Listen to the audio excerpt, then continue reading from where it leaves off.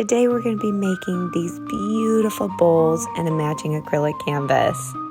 For this pour on my glass bowl, I will be using a quarter split pour cup. The colors that I'm using are metallic peacock teal, royal blue, vivid jade, metallic pearl. I always try to make sure that the paint comes out at the same time so that I get all the colors. Watching the acrylic pour paint do its magic and blend into the other colors at the same time, making its own little pattern. I always clean my surfaces with a little bit of alcohol to make sure there's no debris. In this second pour, I'm using a tri-split pour cup, and the colors I'm using are baby blue, metallic tangerine, and plum crazy purple metallic pearl paint.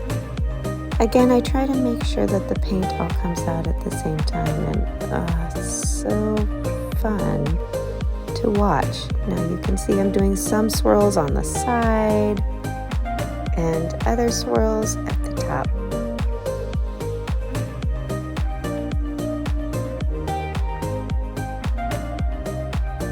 For fun, I decided to put another layer on top of what I've already poured, just in circular motions, to give it a nice little base of the bowl once it's dried. There's quite a bit of extra paint that drips over any type of acrylic paint project that you have. Here, I've placed a piece of paper under each bowl. I will be making stationery with these papers. That will be in another video.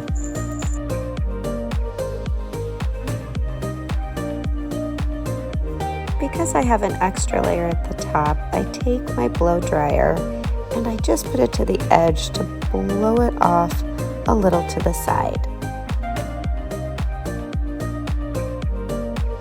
I use zero heat, just to cool air, so that I'm not drying the top layer unnecessarily.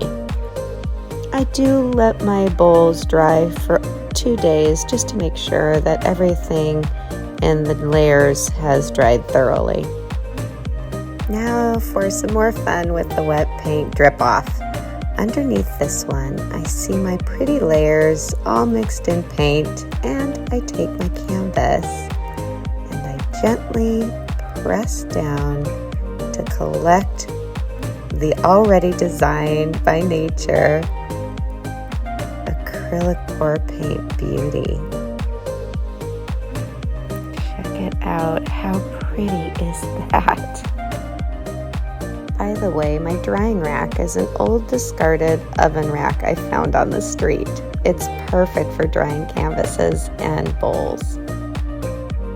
After drying for 2 days, I've coated my bowls with resin, and I've also coated my pretty little canvas. I grab my paintbrush that has been left in another project of resin by accident, so all the bristles are stiff. I want to play with texture in the resin. Underneath the bowls is still somewhat resin residue, so I keep on grabbing it and applying to make a little texture.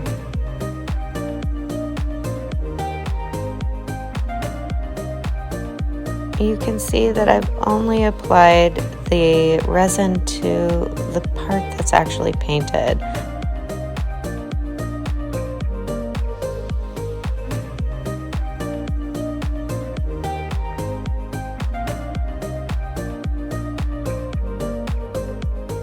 I let all the resin dry for 24 hours.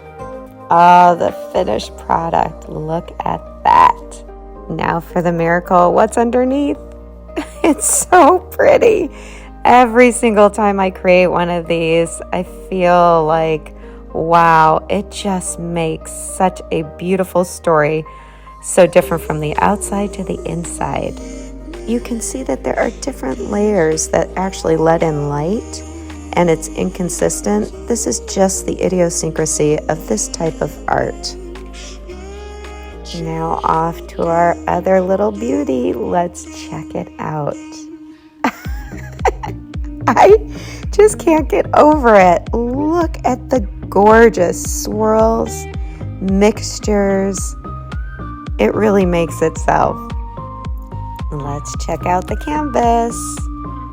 Just so pretty, almost like a feather. The mixtures of the blues and the greens throughout my glass and my canvases. Thank you so much for joining me today as we explore acrylic pour paint, resin, and glass. Wishing you happy creations and a wonderful day.